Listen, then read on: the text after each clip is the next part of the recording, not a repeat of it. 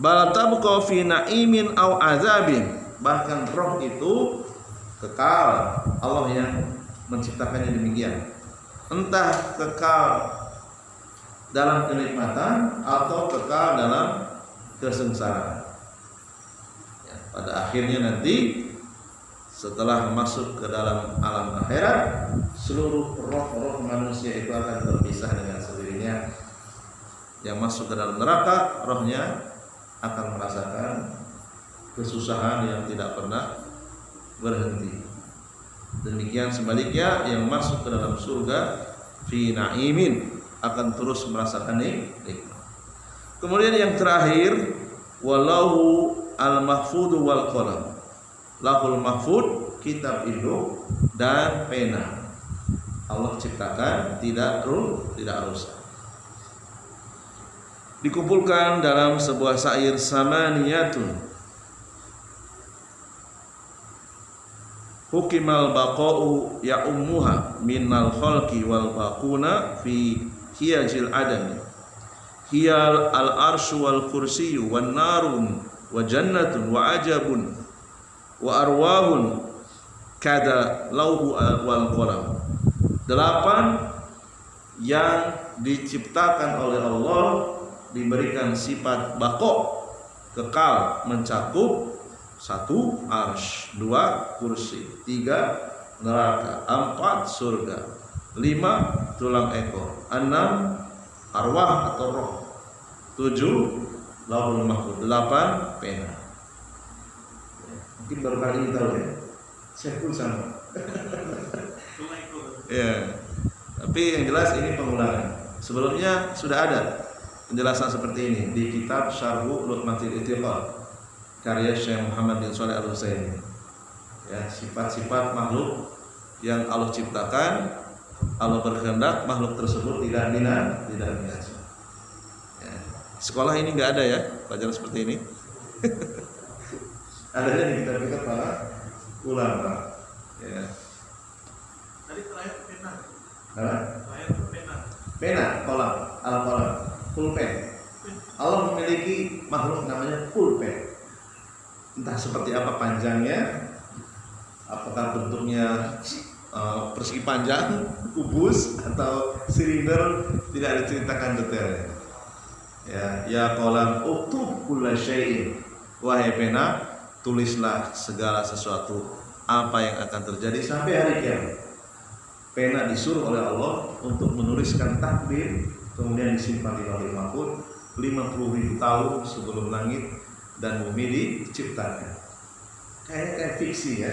Tapi itulah hadis yang datang dari Rasulullah SAW. Jadi kita sekarang berada di sini menggunakan sarung warna tertentu, pakaian tertentu, duduknya sebelah mana posisinya, itu sudah dicatat oleh Allah SWT. Dalam kondisi badan sedang gemuk atau kurus, sudah dicatat semuanya.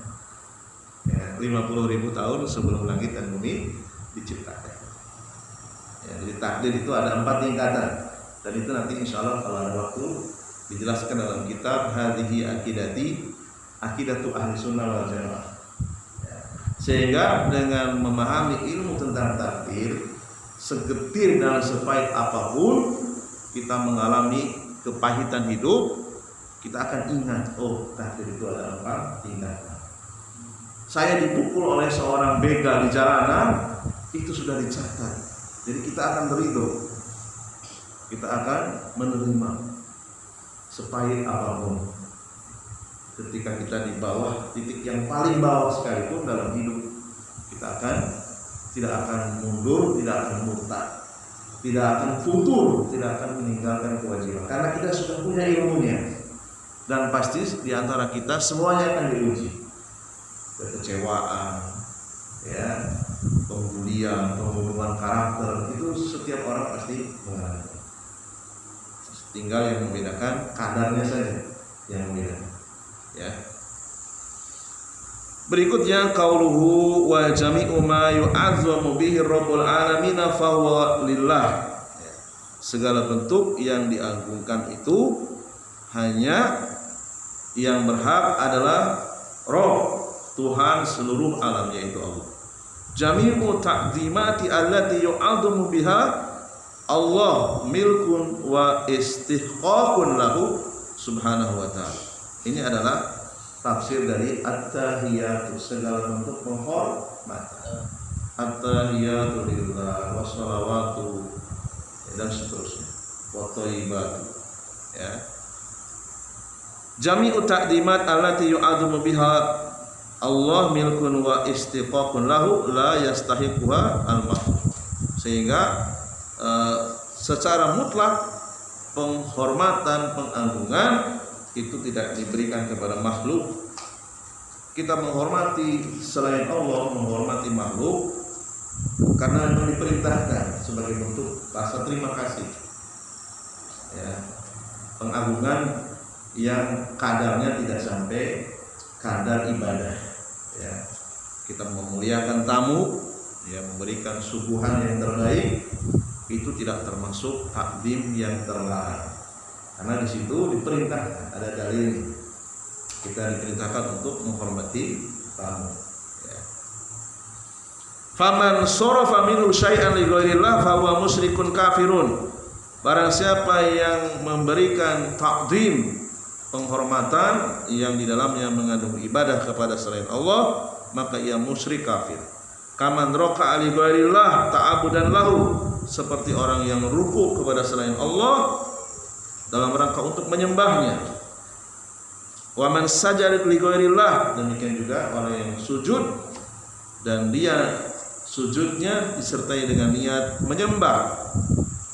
Wa man adzama ghairallah fi ma huwa min khosa'isillahi wa hakadha. Ya, hukumnya terlarang karena itu adalah kekhususan yang harus diberikan kepada Allah saja. Qauluhu was-shalawatu, tafsir dari as-shalawatu, at-tahiyatu was-shalawatu. As-shalawatu maknaha, artinya adalah jami'u ad-da'awati, semua doa. As-shalawat itu maknanya semua doa. Wakila ada juga yang mengatakan as-shalawatul khamsu, salat wajib 5 waktu. Lillahi ma'budun biha subhanahu wa ta'ala, li'annahu wa al-ma'budu haq. Berdoa ini hanya ditujukan kepada Allah saja, karena Allah adalah sesembahan yang paling pantas. Wa thayyibatu lillah. Apa makna thayyibat? Thayyibat jamak dari at-thayyibatun. At-thayyibatun satu kebaikan. At-thayyibat banyak kebaikan.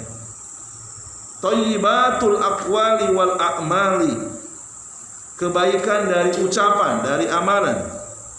At-thayyibatu kulluha lillah, segala hal yang baik semuanya diniatkan hanya untuk Allah saja. Qauluhu Allahu thayyibun, ucapan penulis Allah itu thayyib, Allah itu maha baik.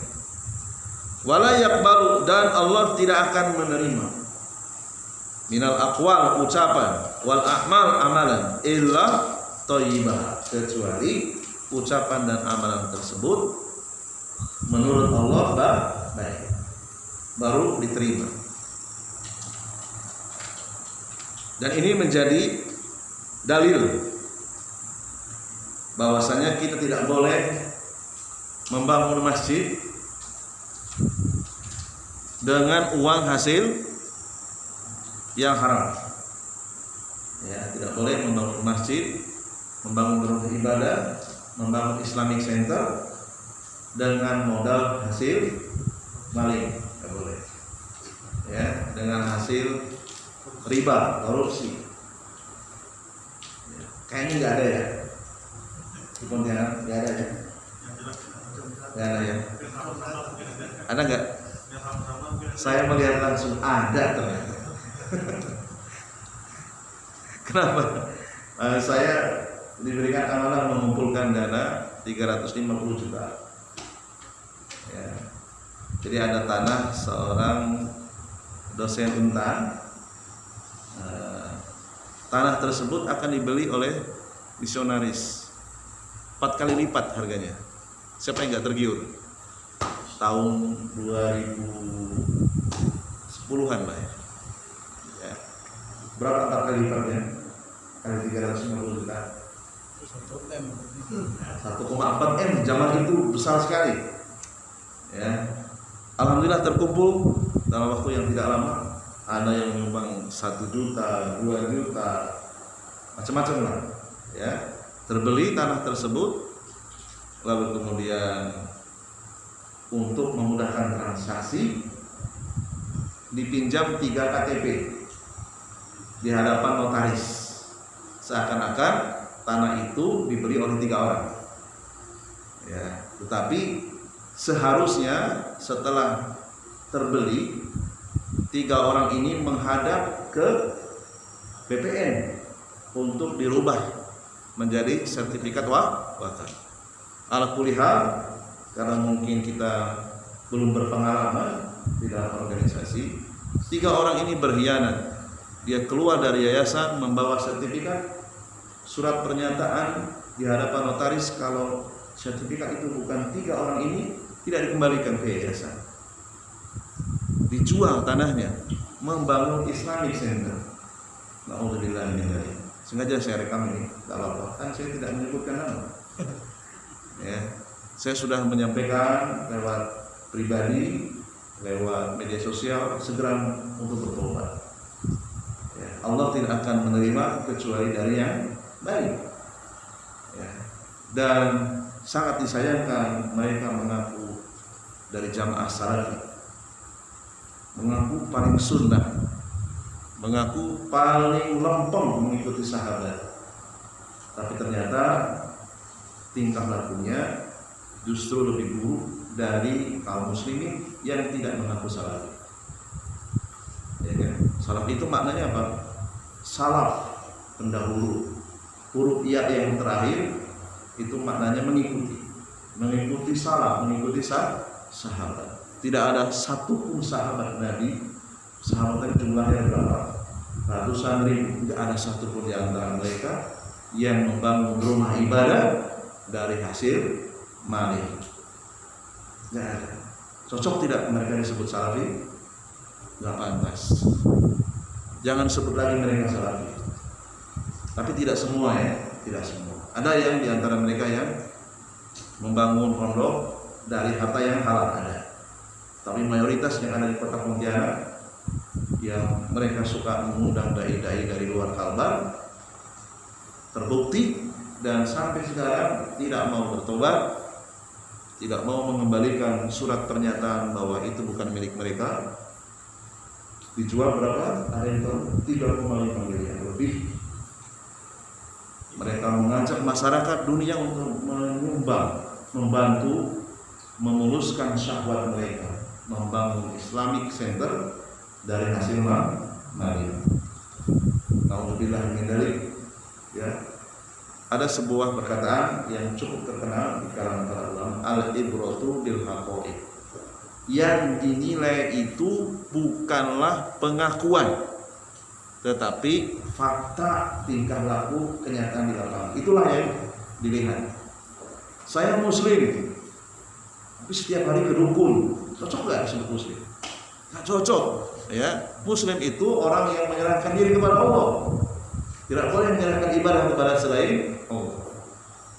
Mereka mengaku salafi, tapi tingkah lakunya menyelisihi para sahabat, tentu tidak layak. Ya.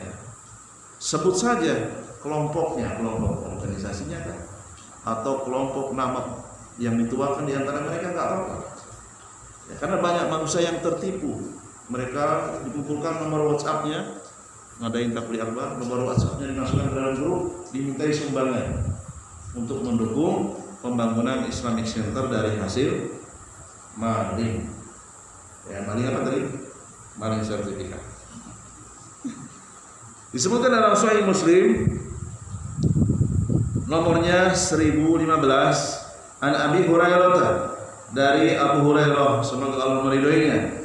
Qala Rasulullah sallallahu alaihi wasallam, "Ayyuhan nas, wahai manusia, innallaha thayyibun." Sesungguhnya Allah itu maha baik. La yaqbalu. Allah tidak akan menerima illa at-thayyibat, kecuali dari yang baik-baik saja. Bahwa subhanahu wa ta'ala thayyibun, Allah itu memiliki sifat thayyib, wa la yaqbalu illa thayyiba minal aqwal wal a'mal. Ucapan yang tidak baik tidak akan diterima oleh Allah SWT. Amalan yang buruk tidak akan diterima oleh Allah SWT. Apa maksud dari baik? Wahya al-khalisatu lillah, amalan yang memenuhi dua syarat. Syarat yang pertama, ikhlas lillah, karena Allah, bukan karena mencari ketenaran, bukan karena ingin dipuji. Syarat yang kedua, dikatakan amalan yang thayyib al-muwafiqatu li sunnati Rasulillah sallallahu alaihi wasallam, mencocoki sunnah Rasul, mencocoki hadis yang sahih. Ya. Ini adalah penjelasan dari at-thayyibat yang sering kita ucapkan sehari minimal 5 kali. At-tahiyyatu wat-thayyibat was-shalawat. Masih ada waktu? 5 menit lagi. Apa kita jawab dulu ya? Kita akhiri dulu. Insyaallah pada pertemuan yang akan datang akan ada penjelasan Assalamualaikum ayyuhan nabiyyu warahmatullahi wabarakatuh dan seterusnya. Subhanakallahumma bihamdika asyhadu an la ilaha illa anta astaghfiruka wa atubu ilaik. Assalamualaikum warahmatullahi wabarakatuh.